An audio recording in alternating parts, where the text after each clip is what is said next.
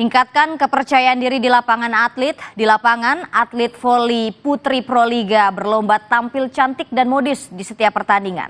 Polesan riasan tipis di wajah hingga beragam aksesoris jadi pilihan demi tampil estetis dalam pertandingan.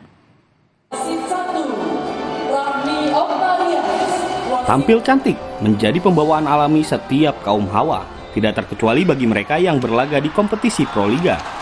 Tak hanya adu skill, pevoli putri papan atas nasional juga berlomba tampil cantik dan menarik di lapangan. Bersolek menjadi agenda wajib sebelum bertanding, mulai dari riasan di wajah hingga segala pernak-pernik aksesoris yang melekat di anggota tubuh.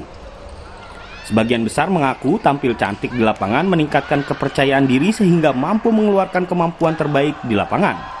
Salah satunya middle blocker Jakarta Electric PLN Yola Yuliana. Mantan pemain timnas ini merupakan salah satu pemain yang jadi magnet penonton Proliga. Tidak hanya piawai di depan net, Yola juga selalu tampil modis di setiap pertandingan. Ngaruh banget, soalnya apalagi sekarang kan zamannya media udah disiarin di mana-mana juga, dari TV lokal sampai di sosial media kita sudah bisa melihat permainan bola voli ini. Jadi emang buat kepercayaan diri sendiri, buat berdandan itu penting.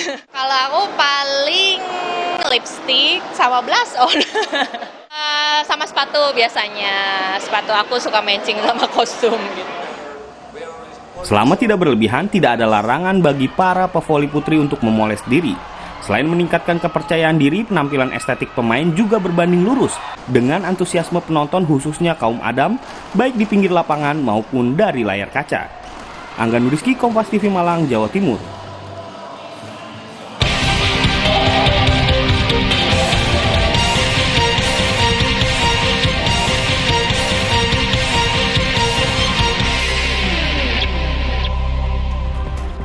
Usai jeda Ulas Kompas akan hadir mengulas sejumlah berita harian Kompas. Di antaranya, jemaah haji dari seluruh dunia termasuk Indonesia telah melaksanakan prosesi wukuf di Arafah, Arab Saudi.